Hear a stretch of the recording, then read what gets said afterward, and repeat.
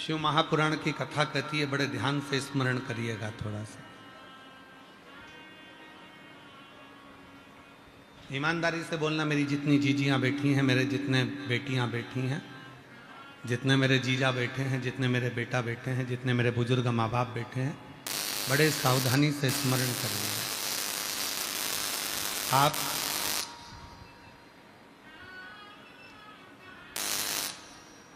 पड़ोसन के कितने भी पांव पड़ लो, आप पड़ोसन की कितने भी चरण धोकर पी लो,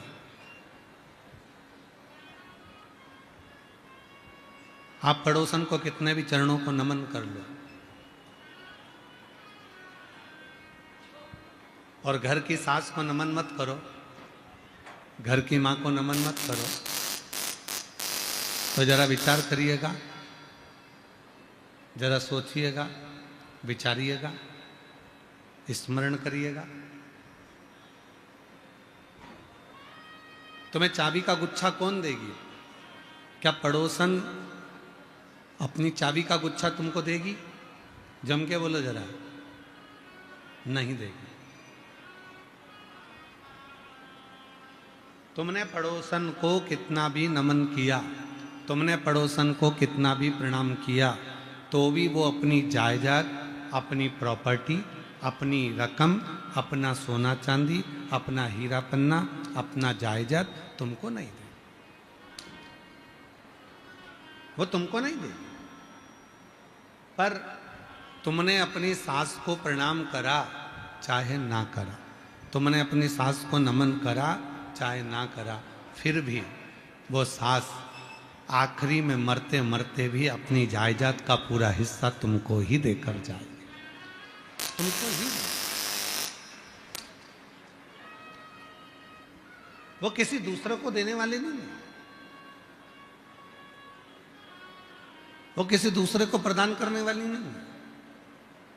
शिव महापुराण का ब्रह्मा जी का जो ये चरित्र है, ब्रह्मदेव का जो वर्णन है शिव पुराण में, वो यही वर्णन कर रहा है कि ब्रह्मा जी ने भगवान विष्णु को निमंत्रण दिया, ब्रह्मा जी ने इंद्र को निमंत्रण दिया, ब्रह्मा जी ने गरुण वरुण को निमंत्रण दिया, ब्रह्मा जी ने सारे देवताओं को निमंत्रण दिया, पर ब्रह्मा जी ने भगवान शंकर को निमंत्रण नहीं दिया, भगवान शिव को निमंत्रण नहीं दिया। पर शिव पुराण की कथा कहती है, भगवान का चरित्र कहता है कि अगर सबको निमंत्रण दिया और कोई नहीं आया, तो पूछा भगवान ब्रह्मा ने स्वयं देवऋषि नारद से कि तुम मेरे पुत्र हो, तुम मेरे बेटे हो, तुम मेरे पुत्र हो, कम से कम तुम तो बताओ कि भगवान विष्णु नहीं आते हैं, भगवान इंद्र नहीं आ रहे, गरुण वरुण नहीं आ रहे, देवता कोई नहीं आ रहा है, उसका कारण क्या है? तो भगवान देवऋषि नारद जी ने जो कहा, देवऋषि नारद जी ने कहा, क्या आपने शिव जी को निमंत्रण दिया? तो कहा, मैं इस सभा में, जिस सभा को मैंने रखा है, जिस आयोजन को मैंने रखा है, उसमें मैंने शिव को निमंत्रण नहीं दिया।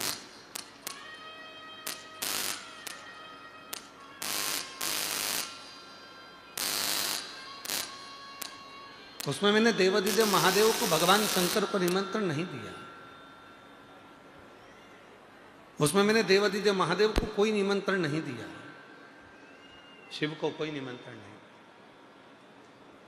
अब देवऋषि नारद जी ने कहा ब्रह्मा जी से, आपने सबको निमंत्रण दिया, शिव को निमंत्रण नहीं दिया, सब देवता नहीं आए, अब एक काम करो, फिर एक आयोजन करो, उसमें किसी को निमंत्रण मत देना, केवल एक देवाधिदेव महादेव को निमंत्रण देना,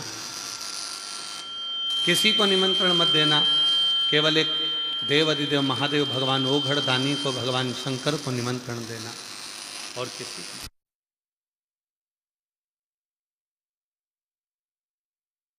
शंभु शरण पड़े मागो घड़ी रे घड़ी, दुख काटो दया करिए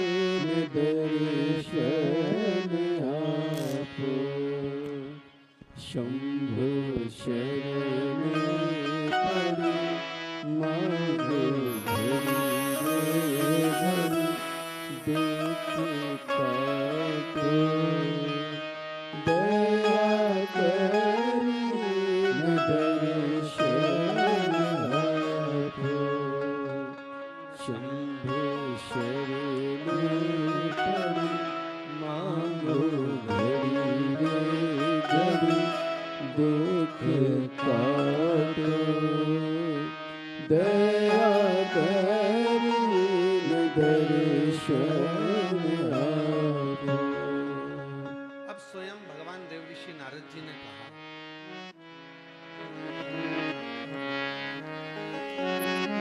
एक निमंत्रण आपने सबको देकर देख लिया, एक निमंत्रण सबको दिया आपने, केवल शिव को नहीं दिया, भगवान शंकर को नहीं दिया।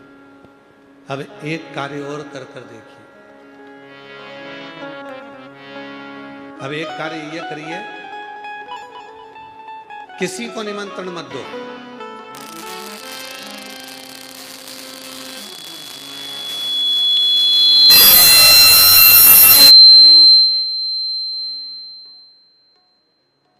अब एक कार्य ये करिए कि किसी को निमंत्रण मत दो। अगर निमंत्रण देना है तो केवल एक देवाधिदेव महादेव को, भगवान शिव को,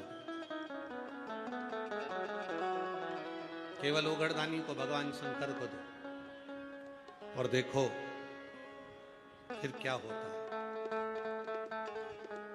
अब ब्रह्मा जी भगवान शिव जी के पास पहुंचे।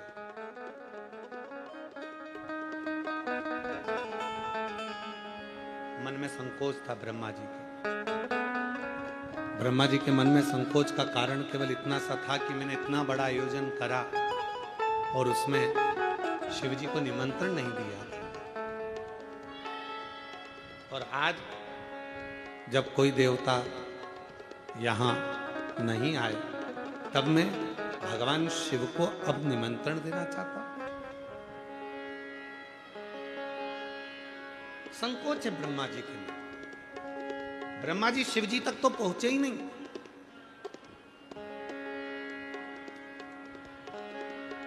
और ब्रह्मा जी शंकर भगवान तक ना पहुंचकर ब्रह्मा जी को मिल गए बीच में नंदी। और नंदी के पास में जाकर ब्रह्मा जी ने कहा, नंदीश्वर, देवाधिदेव महादेव जी से कह देना, ब्रह्मा जी आए थे, कल उनको आना है। एक दिव्य आयोजन मेरे घर में, ब्रह्मलोक में, उनको आना है। ठीक है, जरा ध्यान देना, शिव जी तक ब्रह्मा जी नहीं पहुंचे। ब्रह्मा जी का शिव जी से कोई मिलन नहीं। बस नंदी से कहा, कह देना भोले बाबा को कि मैं आया था, और कहकर गया। नंदी ने पूछा कि ब्रह्मदेव, तुम शिवजी से जाकर क्यों नहीं मिलते? तो ब्रह्मा जी ने तुरंत जवाब दिया, मैंने एक आयोजन रखा था, उस आयोजन में सबको निमंत्रण दिया था, पर शंकर भगवान को निमंत्रण नहीं दिया, जिसके कारणवश मेरे मन में थोड़ी सी लज्जा है, ग्लानि। इसलिए अब मैं केवल शिव जी को निमंत्रण देने के लिए आया हूं, भगवान शंकर को निमंत्रण देने के लिए। आप कहो नंदी, आप शिव जी से कह देना, नंदी आप ओघड़दानी से कह देना, भगवान शंकर से कह देना। नंदी से कहकर ब्रह्मा जी चले गए। शिव महापुराण की कौमार एक खंड कहता है, शिव जी नंदी पर बैठकर चले ब्रह्मा जी के यहां, और जैसे ही देवाधिदेव महादेव नंदी पर बैठकर चले, जैसे ही शंकर भगवान ब्रह्मलोक में पहुंचे, इतनी देर में तो 33 कोटि देवता ब्रह्मा जी के ब्रह्मलोक में पहुंच चुके हैं। बिना निमंत्रण के, बिना आमंत्रण के, बिना निवेदन के 33 कोटि देवता ब्रह्मा जी के यहां पर आ चुके थे, ब्रह्मदेव के यहां पर आए हुए। ब्रह्मा जी ने कहा कि मैंने तो केवल शिव जी को निमंत्रण दिया था, ना मैंने भगवान विष्णु को निमंत्रण दिया, ना मैंने इंद्र को निमंत्रण दिया, ना मैंने गरुण को, वरुण को, ना किसी देवता को निमंत्रण दिया। केवल मैंने अगर निमंत्रण दिया तो केवल देवाधिदेव महादेव को दिया, और सारे देवता यहां आ गए। तब उसी समय पर देवऋषि नारद का आगमन हुआ, और देवऋषि नारद ने तुरंत ब्रह्मा जी से कहा, पिताजी एक बात है, 33 कोटि देवताओं को बुलाओ, और अगर आपने शिव को नहीं बुलाया, शिव का स्मरण नहीं करा, तो वो देवता आपकी पूजन को स्वीकार नहीं करते हैं। और यदि आपने शिव को ही केवल पूज लिया तो वो 33 कोटि देवता उस पूजन को स्वीकार कर लेते हैं। 33 कोटि।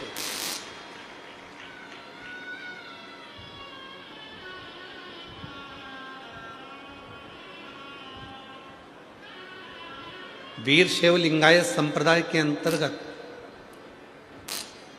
अगर यहाँ पर वीर शैव लिंगायत संप्रदाय के शिव भक्त अगर बैठे होंगे तो उनके स्मरण में रहेगा।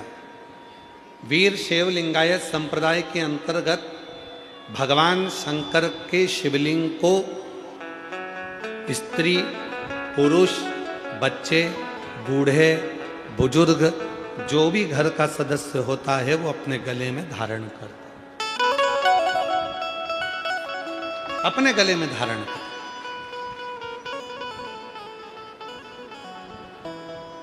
अब अगर वीर शैव लिंगायत संप्रदाय वालों से किसी से कहा जाए, किसी शिव भक्त से, किसी लिंगायत से उससे कहा जाए कि तुम शिव जी को गले में धारण कर कर रखते हो, तुम क्या उन देवी देवता को नहीं मानते? क्या आप उनको नहीं मानते? क्या आप उनको नहीं मानते? तो प्रत्येक लिंगायत बोलेगा, प्रत्येक वीर शैव लिंगायत संप्रदाय का एक परम भक्त शिव का बोलेगा कि हम सबको मानते हैं, पर हमारे गले में जो शंकर का शिवलिंग है, अगर वो हमारे नजदीक में है तो हमारा 33 कोटि देवता भी हमारे नजदीक।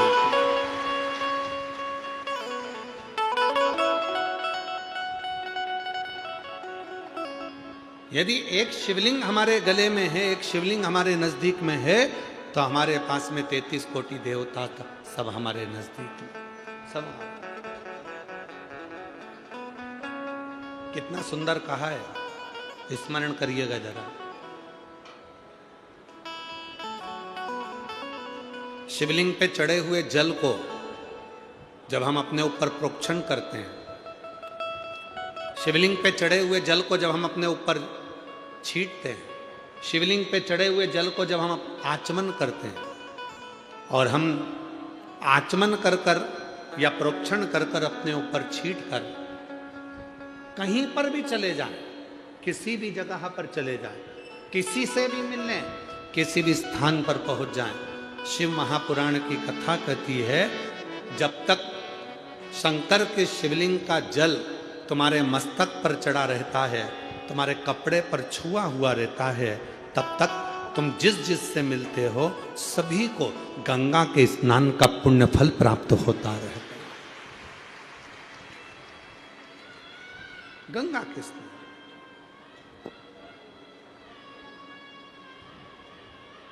और देख लिया संसार हमने, सब मतलब के यार हमने देख लिया, झूठे नाते, झूठे रिश्ते, झूठे नाते, झूठे रिश्ते, अरे झूठा है संसार हमने देख लिया, देख लिया संसार हमने देख लिया, सब मतलब के यार हमने देख लिया। शंकर भगवान पर चढ़े हुए, और कई लोग कहते हैं गुरुजी वो शिव जी का चढ़ा हुआ जल जो हमारे मस्तक पर पड़ा हुआ है, हमारे कपड़े पर पड़ा हुआ है, वो तो सूख जाएगा, फिर भी किसी का स्पर्श करेंगे और उसको गंगा के स्नान का फल मिल जाएगा। ये जब जल सूख गया, जब जल समाप्त हो गया, तो फिर उसका फल कैसे मिले? शिव महापुराण की कथा कहती है, अपने कपड़े पर जब पानी का छींटा लग जाता है, अपने तन पर कहीं पानी की एक बूंद भी गिर जाती है, तो ध्यान देना, जब तक उस पर दूसरी बूंद ना पड़े तब तक वो स्थान पर उस बूंद का स्मरण, उस बूंद का स्थान बना ही रहता है, चाहे वो सूख जाए, चाहे वो चले जाए, चाहे वो सूख जाए। वो बूंद का स्थान बना ही रहता। शिव पर चढ़ा हुआ जल, भगवान शंकर पर चढ़ा हुआ जल जब हम प्रोक्षण करते हैं, शिव पर चढ़े हुए जल को जब हम अपने ऊपर छीट कर जाते हैं, शंकर पर चढ़े हुए जल का जब हम आचमन कर कर जाते हैं, तो जिस जिस से मिलते हैं, जिस जिस के करीब में जाते हैं, सबका उद्धार कर देते हैं, सबका कल्याण कर।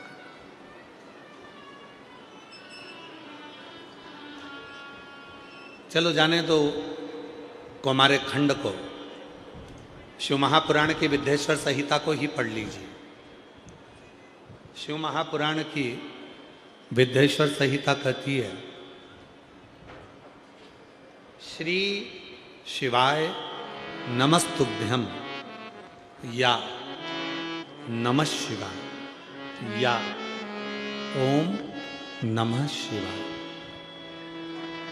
जब हम आप इसका उच्चारण कर कर अपने घर से निकलते हैं, इसका उच्चारण कर कर जब हम अपने घर से निकलते हैं, तो हमारे जीवन में जितने भी तकलीफें हमारे मार्ग में आने वाली होती है, केवल इन मंत्रों के उच्चारण से वो मार्ग सुलभ होता चले जाता है और हम अपनी मंजिल तक पहुंच जाते हैं,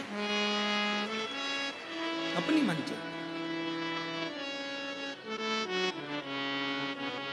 जो जैसी भावना लाया वो वैसा ही फल पाया, नहीं खाली उसे लौटाया, वो मन ही मन हर्षाया, और कर दिया माला माल काशी वाले ने, लुटा दिया भंडार काशी वाले ने, लुटा दिया भंडार काशी वाले ने, कर दिया माला माल काशी वाले ने।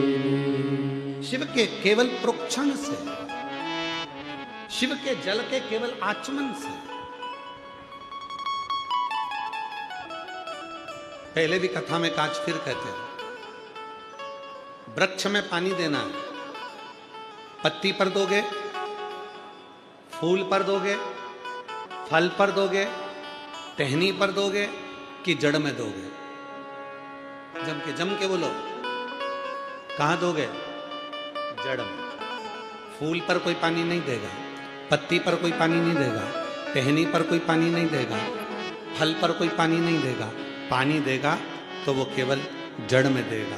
उसी तरह जड़ में जल दिया, पत्ती को मिल गया, जड़ में पानी दिया, फल को मिल गया, जड़ में पानी दिया, फूल को मिल गया, जड़ में पानी दिया, टहनी को मिल गया। उसी तरह शिव महापुराण की कथा कहती है कि शिव को यदि हमने एक लोटा जल चढ़ाया तो वो 33 कोटि देवताओं को प्राप्त हो। 33 कोटि।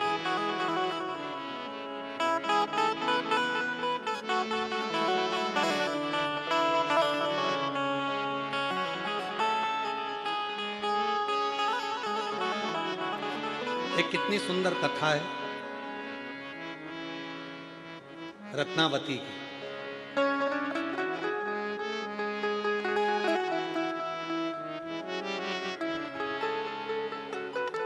दक्षिण भारत में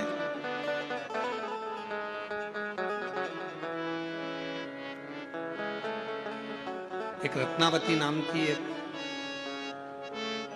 लड़की अपनी मां के साथ में रहती।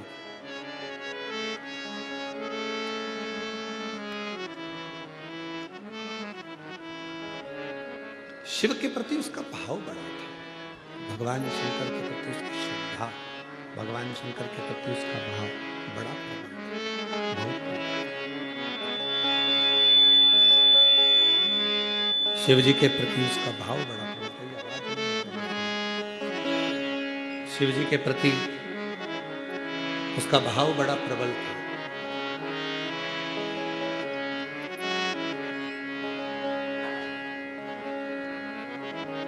रत्नावती का नियम था, कोई भी वृक्ष की पत्ती को तोड़ती थी और महादेव को समर्पित कर देती। आप में से भी कई मेरी जीजियां ऐसी बैठी हैं जिनका नियम है, बेलपत्र नहीं मिलती है तो किसी भी वृक्ष की पत्ती तोड़कर शंकर जी के शिवलिंग पे चढ़ा देते।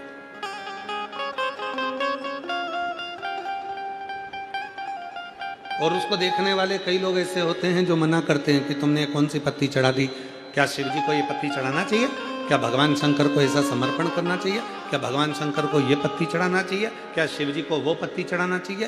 पर उसका मन है, उसने शिव पुराण की कथा जिसने सुन रखी है, भगवान शंकर की कथा को जिसने सुन रखा है, शिव जी की कथा को जिसने स्मरण कर रखा है, उसकी चित्त वृत्ति में ये बात रहती है कि पत्ती कोई सी भी हो, तोड़ी और शंकर जी को चढ़ा दी। हमारा काम है भगवान को समर्पित करना, फिर उसका काम है उसको स्वीकार करना। हमने अपने भाव से उसको दे दिया, हमने अपने भाव से उसको।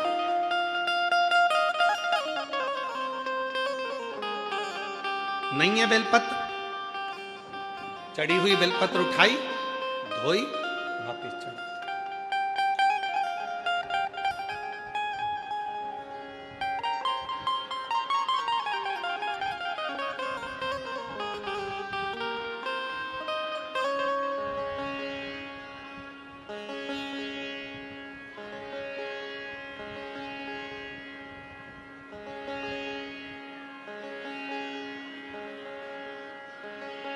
इसी महाराष्ट्र की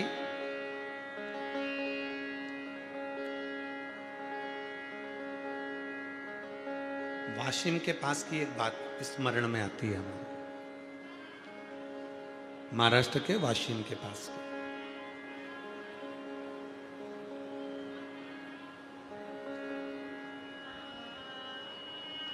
दो तीन माताएं बैठकर शिव जी का पूजन कर रही थी, भगवान शंकर की आराधना कर रही थी, शिव जी की साधना कर रही थी, शिव जी का पूजन कर रही थी। इतने में एक लड़की, कहीं उसको ड्यूटी पर जाना होगा, और वो दूध का लोटा लेकर आ गई, और उसने दूध का लोटा लेकर आई और वो शंकर भगवान पे चढ़ा दी। अब जितनी भी मेरी जीजियां बैठी थी जो पूजन कर रही थी, वो नई नई साड़ियां पहनकर, कोई उत्सव होगा तो पूजन कर रही थी। अब वो जल चढ़ाया शंकर जी पे, और लड़की को जल्दी जाना था तो जल्दी से चढ़ाकर जो गई तो वो सारा दूध का जो छींटा था, दूध का जो भाग था, जो जितनी मेरी जीजियां बैठी थी सबके कपड़े पर, सबकी साड़ी पर, सबके ऊपर चला। दोनों में सब माताओं ने मिलकर उस लड़की को पकड़ लिया, विवाद छिड़ गया, खूब विवाद हुआ।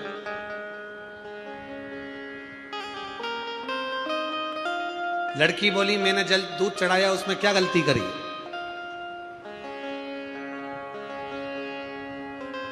मेरे को कॉलेज जाना था, चढ़ा कर मैं जा रही थी। दूसरी बोली हमारा पशुपति व्रत था, नई साड़ी पहनकर आए थे, पूरे के पूरे तुमने डाल दिया, और हमारे पूरे कपड़े में, थाली में, हमारी थाली में जितना सामान था सब में दूध ही दूध चले गए। विवाद। अब वो भी दोनों शंकर की भगत जो पूजन करने बैठी हैं वो भी, और जो जल चढ़ाकर दूध चढ़ाकर जा रही है वो भी, दोनों में झगड़ा हो गया। ये 4-5, वो अकेली।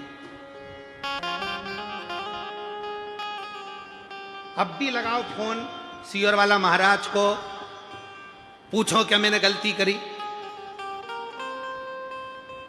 इधर से वो 5 बैठी थी, उनने भी फोन लगाया, उधर से वो अकेली ने भी फोन लगाया, सीओर फोन गया, सीओर से आशीष का नंबर लिया, आशीष को फोन लगाया, आशीष उस समय पर हमारे पास में नहीं था, उसने विकास महाराज को फोन लगाया, विकास महाराज भी उस समय हमारे पास नहीं थे, फिर उन्होंने सत्यम महाराज को फोन लगाया, सत्यम महाराज को फोन लगाया, सत्यम महाराज हमारे पास में आकर बोले, गुरुजी एक माताओं का थोड़ा सा विवाद छिड़ा और उसमें थोड़ा सा दोनों की तरफ से फोन आ रहा है, पहले आप वो जो बैठ कर पूजन कर रही उनसे कुछ बात कर लो, फिर वो जो खड़े होकर जो दूध चढ़ाई उससे बात कर लो।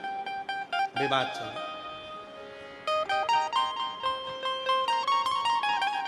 खड़े होकर जिसने दूध चढ़ाया वो कहने लगे मेरे को जल्दी जाना था, शिव जी पे दूध चढ़ा दिया, वो दूध इनकी थाली में चले गया, इनके कपड़ों पर चले गया, इनके ऊपर चले गया, तो ये मुझसे लड़ रही हैं।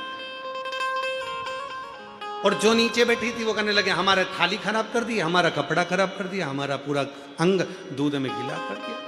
अब हमने कहा तुम स्पीकर चालू करो, और स्पीकर चालू कर कर हमने कहा जितनी मेरी जीजियाँ बैठी हैं पूजन करने के लिए, अगर कोई ने दूध चढ़ाया है और वो चढ़ा हुआ दूध अगर देव अधिदेव महादेव का अपने शरीर पर आ जाता है, तो कौमारिक खंड में श्री सेलम पर जब भगवान शंकर पहुंचे थे माँ पार्वती को लेकर, और माँ वीणा वादनी माता सरस्वती ने जब भगवान शंकर को दूध चढ़ाया था और सारे देवताओं के श्री विग्रह पर, श्री सेलम की भूमि पर जब देवताओं के शरीर पर पड़ गया था, उसी में से इंद्र को क्रोध आया था।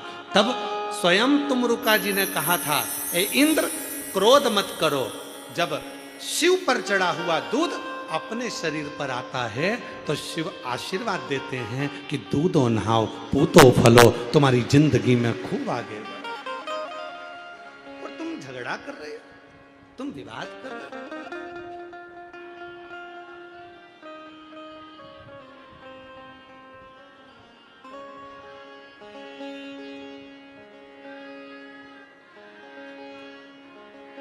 वीर शिवलिंगायत संप्रदाय के अंतर्गत शिवजी के शिवलिंग को हाथ की हथेली पर रखकर अभिषेक किया जाता है।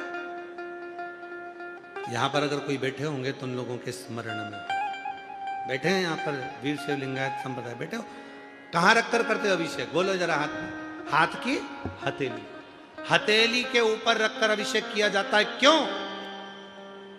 भगवान शंकर के शिवलिंग को अपनी हथेली पर रखकर क्यों पूजन करते हो? कभी अपने गुरु से पूछना, अपने गुरु जरूर बताएंगे। वो त्रिलोकी का नाथ, वो त्रिकालदर्शी, वो कैलाशी, वो अविनाशी, वो त्रिपुंडधारी, वो त्रिशूलधारी,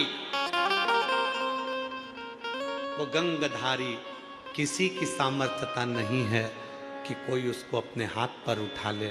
पर जब शंकर का कोई भक्त उसको अपनी हथेली पर रखकर उसका अभिषेक पूजन करता है तो ये भाव से करता है कि मेरे हाथ की रकीलों में अगर कोई रकील ऐसी है जो मुझे दुख दे रही है तो तेरे आने से वो रकील भी ठीक हो जाएगी। ये मुझे विश्वास, ये मुझे भरोसा। वो एक लाइन हमारे शैलेन जी गुनगुनाते हैं कि मन मेरा मंदिर, अरे आंखें दिया बाती, होठों की है थालियां, बोल फूल बाती, रोज जीवा तेरा नाम पुकारी, आरती गुना आरती, शेरा वाली है आरती आरती, जोता वाली है आरती। इस शरीर की जितने जितना स्वरूप है, इस शरीर में जितना स्वरूप है, ये सब शिव को समर्पित हो जाए। महाराज, हम भगवान शंकर को जब भस्म देते हैं, हम भगवान शंकर को जब बेल देते हैं, हम भगवान शंकर को जब जल देते हैं, हम भगवान शंकर को जब दूध देते हैं, हम भगवान शंकर को अक्षत देते हैं, हम भगवान शंकर को पुष्प देते हैं, तो ये सोचकर नहीं देते कि मेरा है, मैं तुम्हें दे रहा हूं। ना ना ना ना, तेरा है, ये तेरा है और तुझे हम दे रहे हैं, ये नहीं है। तुझसे हम ले रहे हैं, तुझसे हम प्राप्त कर रहे हैं।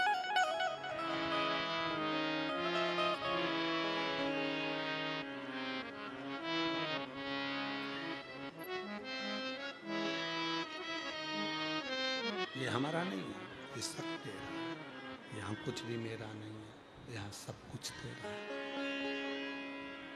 यहाँ मेरा अपना कुछ भी नहीं है, यहाँ सब कुछ तेरा है। हमारा क्या। दक्षिण भारत की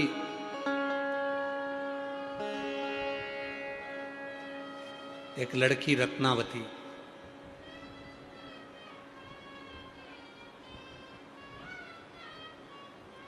शिव की परम भगत, वृक्षों की पत्ती तोड़कर भगवान शंकर को चढ़ा देती। बैठी हैं यहां पर कई माताएं मेरी, कई जीजियां मेरी, जिनका एक नियम है, कई पत्ती तोड़ी शिव जी को, नहीं है बेलपत्र चढ़ा दिया।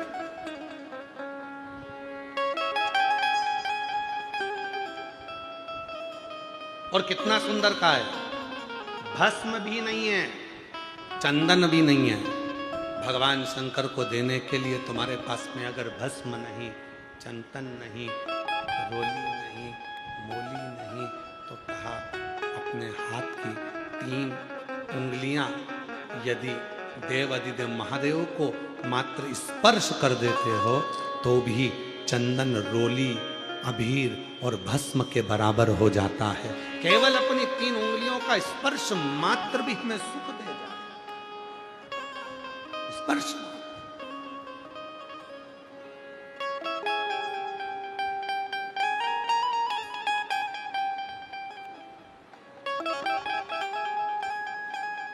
एक बात कही थी, जितनों ने भी सुनी होगी, शायद जिन्होंने सुनी होगी वह हाथ जरूर उठाना। एक बार हमने कहा था, शिव महापुराण के स्कंद पुराण के अंतर्गत काशी खंड में वर्णन मिलता है।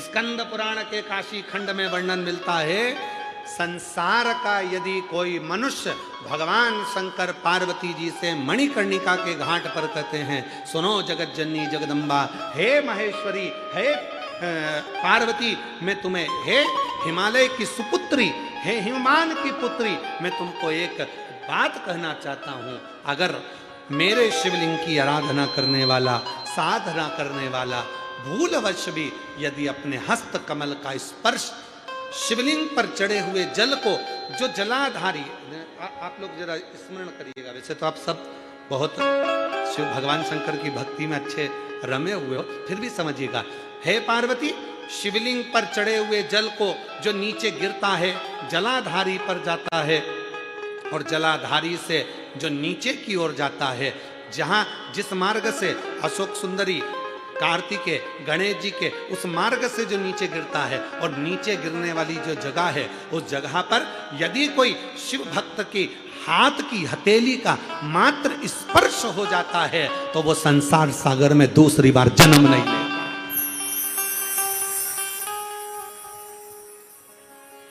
स्कंद पुराण में भगवान देवाधिदेव महादेव काशी खंड में यह वर्णन करते हैं, काशी खंड में। इसलिए जो शिव को भजने वाले हैं, शंकर का स्मरण करने वाले हैं, शंकर की भक्ति करने वाले हैं, शंकर की भक्ति में डूबने वाले हैं, जो शिव जी का अभिषेक करते हैं, वो क्या करते हैं, शिव जी का अभिषेक करते करते शंकर भगवान को स्पर्श करते हैं, स्नान कराते कराते वो भगवान शंकर की जलाधारी को हर ओर अपनी हाथ की हथेली से रगड़ते हैं, उसको स्पर्श करते हैं, उसको छूते हैं। क्यों? क्योंकि ये संसार सागर से हमारा दूसरा जन्म, इस संसार सागर में हमारा दूसरा जन्म, इस संसार सागर में फिर हम जन्म ना ले, इस संसार सागर में हम बार बार जन्म ना ले। पुनरपि जननम पुनरपि मरणम, जन्म और मृत्यु के प्रपंच से हम छूट जाए।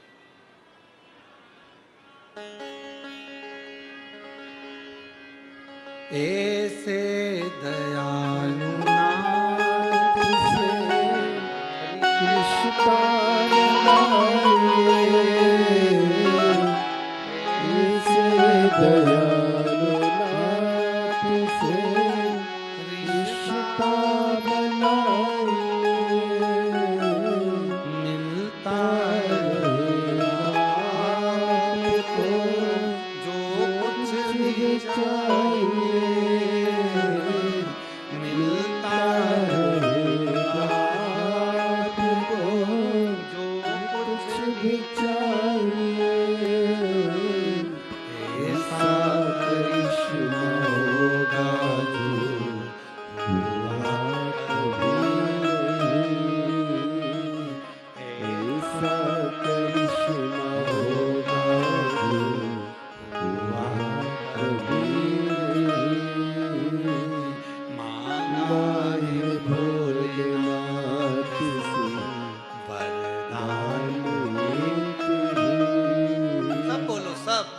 अधिक मास का महीना है, पुरुषोत्तम मास है। मांगा है भोलेनाथ से वरदान। आवाज नहीं आई, यहां तक आवाज आना चाहिए सबकी।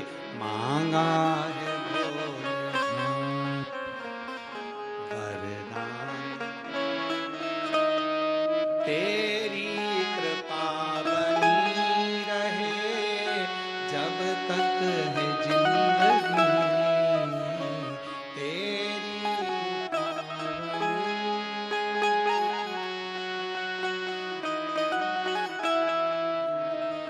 तेरी कृपा बनी रहे जब तक है जिंदगी, तेरी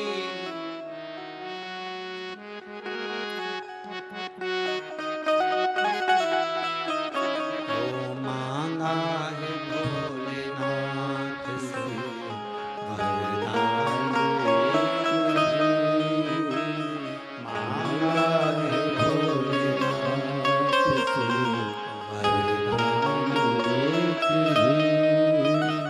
तीनों पंडाल की आवाज आना चाहिए। तेरी कृपा जब तक है जिंदगी, तेरी कृपा जब तक है जिंदगी, मांगा है भोलेनाथ से वरदान एक ही, मांगा है भोलेनाथ से वरदान। ज्यादा कुछ नहीं चाहिए, बस तेरी कृपा बनी रहे, तेरी करुणा बनी रहे, तेरी उदारता बनी रहे, तेरी दया बनी रहे और तू कृपा करता रहे। इससे ज्यादा हमको कुछ नहीं चाहिए, इससे ज्यादा हमको कुछ नहीं चाहिए।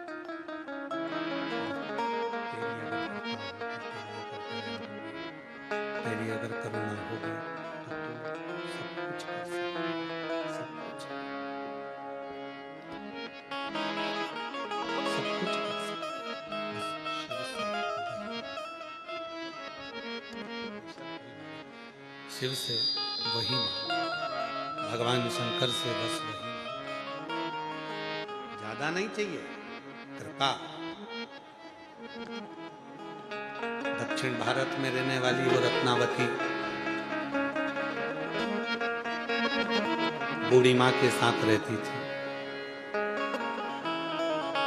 शिव जी को एक पत्र तोड़कर चढ़ा देते थे।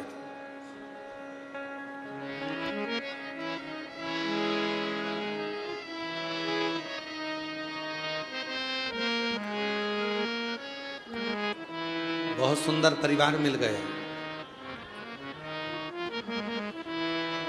बहुत सुंदर।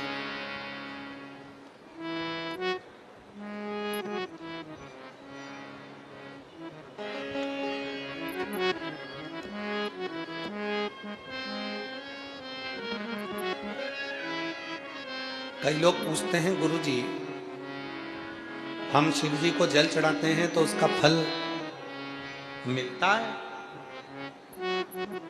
हमने कहा लकड़ी को देखा है तुमने? लकड़ी को, लकड़ी जलती है, धुआं होता है, धुआं हुआ, मच्छर भाग गए, कीड़े भाग गए, फिर वही लकड़ी जलकर अंगारा बन जाती है, रोटी सिक जाती है, सब्जी बन जाती है, भाजी बन जाती है, सब्जी भाजी बनकर तैयार, रोटी कड़ी बनकर तैयार। और फिर वही अंगारे जब ठंडे हो जाते हैं, राख बन जाते हैं, राख बनकर वो राख बर्तन मांजने के काम आ जाती है, बर्तन साफ हो जाते हैं, बर्तन क्लीन हो जाते हैं, वो राख बर्तन मांजने के काम आती है। ध्यान देना, लकड़ी जली, धुआं बनी, मच्छर भागे, कीड़े भागे, लकड़ी जली, अंगारा बना, भोजन बना, लकड़ी जली, राख बनी, बर्तन मांजने के काम आई। उसी तरह जैसे लकड़ी अंत तक भी काम आती ही रही, उसी तरह संसार में आने के बाद अगर कोई एक लोटा जल शिव के मंदिर में चढ़ाना प्रारंभ कर देता है तो उसके मरते दम तक वो जल एक ना एक दिन काम आता ही रहता है। उसके अंतिम श्वास तक वो जल काम आता ही रहता है। उसके अंतिम क्षण तक वो जल काम आता ही रहता है। अंतिम श्वास तक वो जल काम, अंतिम श्वास।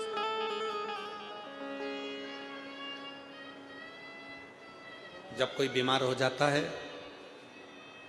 हॉस्पिटल में उसको वेंटिलेटर पर डाल देते हैं।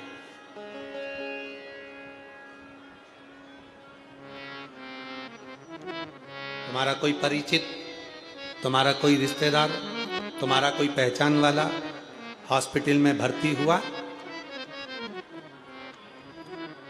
उस वेंटिलेटर के पास में, उस आईसीयू में, उस आईसीयू में, उस वेंटिलेटर के पास में घर के कितने लोग रहते हैं? जम के बोलो जरा जल्दी से। किसी को रखते हैं घर में? नहीं। सबको बाहर, चलो मरीज है ना अंदर, डॉक्टर अपना काम कर रहे हैं, सिस्टर अपना काम कर रही है, चलो बाहर निकलो, सब बाहर निकलो, मिलने का समय है, इतनी बजे मिलने आना, चले जाना। पर बाकी के किसी को अंदर आने नहीं देते, किसी को अंदर नहीं आने देते। चलो बाहर निकलो, चलो बाहर निकलो। केवल डॉक्टर है, सिस्टर है। और महाराज शिव पुराण की कथा कहती है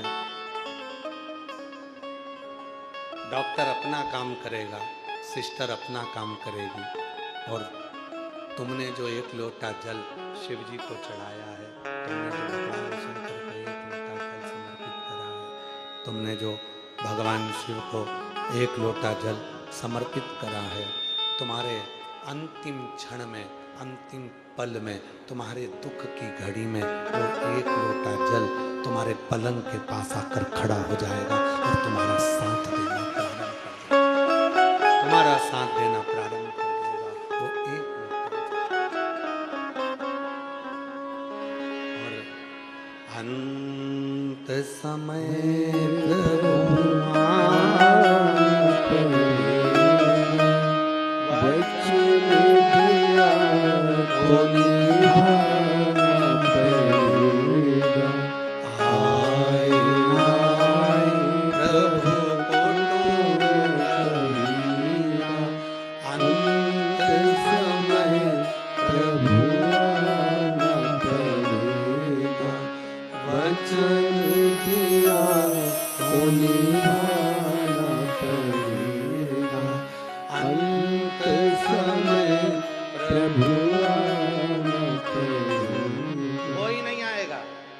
पलंग पर पड़े होगे, अंतिम सांसें गिन रहे होगे, डॉक्टर अपना काम करेगा, सिस्टर अपना काम करेगी, सब अपने कर्म में लगे होंगे, घर वाले बाहर बैठे हुए होंगे, नेत्रों में जल भरा होगा, और उस समय पर कोई काम नहीं, चल रही आके सुनो तो सभी, कोई काम नहीं करेगा।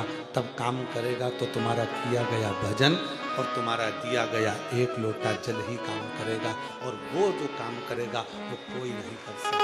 वो जो काम करेगा वो जीवन की सार्थकता सिद्ध कर देगा। वो जो काम करेगा वो जीवन का सुख आनंदित करेगा। वो जो काम, कोई काम नहीं।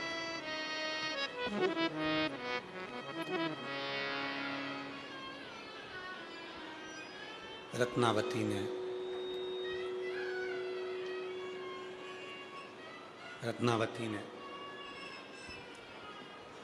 पेड़ों की पत्तियों को तोड़कर शिव जी को चढ़ाना प्रारंभ करा, भगवान शंकर को चढ़ाना प्रारंभ करा। उसका नियम था, उसका क्रम था।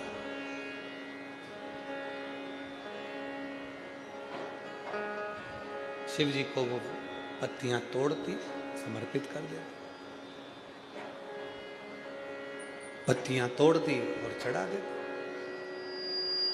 कोई एक नियम, कोई एक नियम अपने जीवन में धारण करें। आप जानेंगे कि उस नियम के चलते आपके जीवन में कितना बदलाव हुआ। नियम के चलते एक गुरुजी ने एक चेले को एक नियम दिया कि तू एक नियम ले, कोई सा भी ले। चेले ने कहा कौन सा नियम लो? मंदिर जाने का नियम नहीं लूंगा, मेरे पास टाइम नहीं। शिव जी को जल चढ़ाने का ले ले, नहीं मैं जल चढ़ाने का भी नियम नहीं लूंगा, मेरे पास टाइम नहीं। माला जपने का ले ले, माला भी नहीं जपूंगा, मेरे पास टाइम नहीं। भगवान को भोग लगाने का मेरे पास टाइम नहीं। तो उसने कहा कि कोई नियम तो ले। तो उसने कहा एक नियम लेता हूं। मेरे पास में मेरा पड़ोसी रहता है, कुम्हार है, मटका बनाता है, उसका मुंह देखूंगा सुबह सुबह, जब तक नहीं देखूंगा तब तक भोजन नहीं करूंगा। ठीक है, कोई तो नियम ले। और उसने नियम लिया कुम्हार का मुंह देखने का, और रोज कुम्हार का मुंह देखता, भोजन करता, कुम्हार का मुंह देखता, भोजन करता।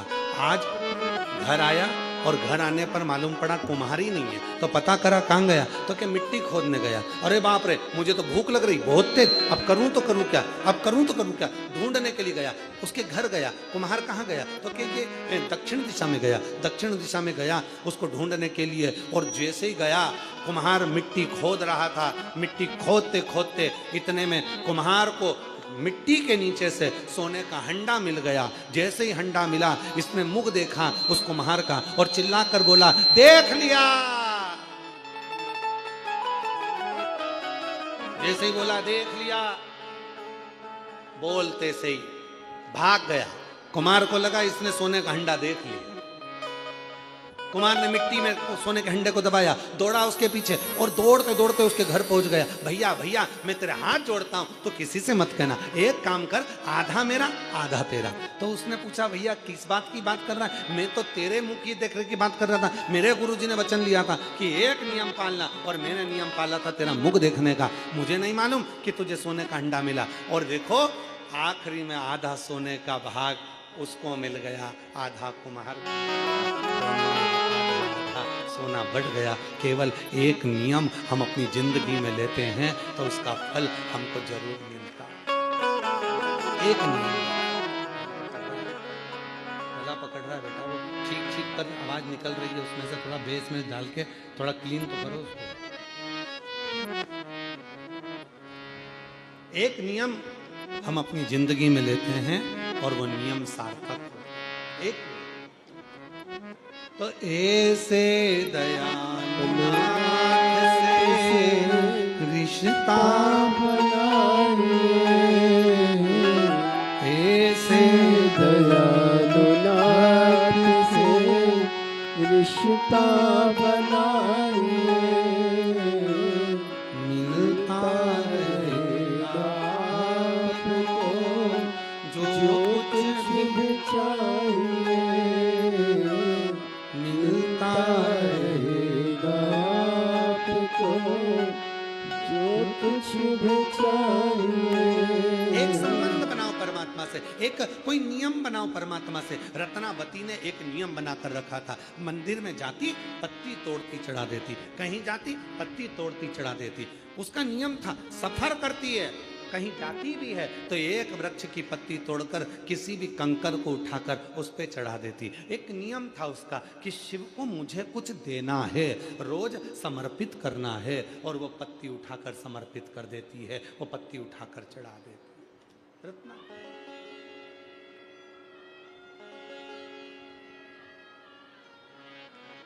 शिव ने कृपा कर दी, भगवान शंकर ने करुणा कर दी, भगवान शिव ने दया कर दी। और मेरे भोले बाबा ने क्या दया करी कि रत्नावती का विवाह हुआ। इतने अच्छे घर में उसका विवाह हो गया, अच्छा वर मिल गया, अच्छा घर मिल गया, अच्छा। पर जिस वर से उसका विवाह हुआ उसके घर में ना सास थी, ना ससुर था, ना देवर था, ना जेठ था, ना ननन थी, ना नंदोई था, केवल अकेला लड़का था जिससे उसका विवाह हुआ। अब आप लोग तो कहोगे अच्छा है गुरुजी, कोई नहीं था। पहले के समय में लड़की के लिए लड़का ढूंढते थे तो बड़ा घर ढूंढते थे।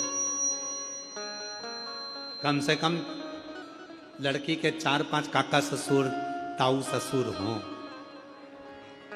2-4 मामा ससुर हों, 3-4 फूफा ससुर हों, 2-4 मौसा ससुर हों। लड़की के कम से कम 2-4 देवर जेठ हों। इतना बड़ा परिवार देखते थे। क्यों? लड़की के लिए बड़ा परिवार इसलिए देखा जाता था कि लड़की को अगर कोई दुख होगा वो अपने पति से नहीं कह पाएगी, ससुर से नहीं कह पाएगी, तो काकी सास से कह देगी। काकी से नहीं कहेगी, ताई से कह देगी। ताई सास से नहीं कह पाएगी, ननन से कह देगी। एक ननन से नहीं बोलेगी तो दूसरी ननन से बोल देगी। दूसरी ननन से नहीं बोलेगी तो मौसी से बोल देगी। मौसी से नहीं बोलेगी तो मामी से बोल देगी। मामी से नहीं बोलेगी तो बुआ से बोल देगी। किसी को कहकर अपना मन को हल्का कर लेगी। इसलिए बड़ा परिवार देखते थे। आज के जमाने में लड़की के लिए जो घर ढूंढा जाता है, छोटे से छोटा, छोटे से छोटा, बिल्कुल छोटा। लड़का जॉब में, हाँ, कहां कर रहा है? बेंगलोर में। अच्छा,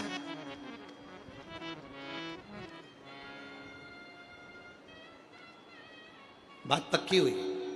बेंगलोर से लड़का आया लड़की को देखने के लिए, तो लड़की का सबसे पहला प्रश्न था, घर वापस तो नहीं आ जाओगे? बेंगलोर में ही रहोगे ना? जॉब बेंगलोर में ही करोगे ना? घर तो नहीं आओगे? लड़के ने कहा कि मेरा मन है कि अब मैं जॉब पूरी कर कर, घर पे बहुत अच्छा काम है, मेरा फैक्ट्रियां हैं, ये है वो है, तो मेरा मन है कि मैं वापस घर पर आकर अपने पापा का, अपने पिताजी का काम संभालूं। लड़की ने उसको रिजेक्ट कर दिया। क्यों?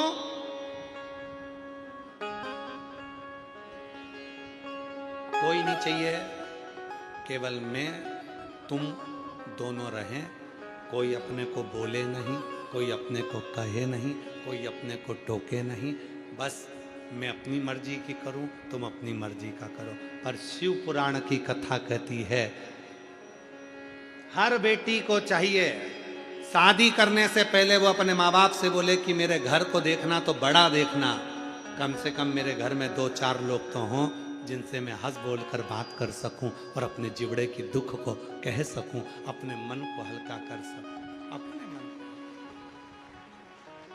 पर आज के लोग नहीं कहते। आज के लोग नहीं कहते। रत्नावती को जो घर मिला वो अकेला लड़का, रत्नावती को जो घर मिला वो अकेला लड़का, कुछ नहीं करता, कोई परिवार में सदस्य नहीं, अकेला, अपने काम में लगा हुआ, अपने कृत्य में लगा। अब आया रत्नावती का जापे का समय, गर्भ से हो गए, गर्भस्थ हो गए, गर्भ में बच्चा आ गया,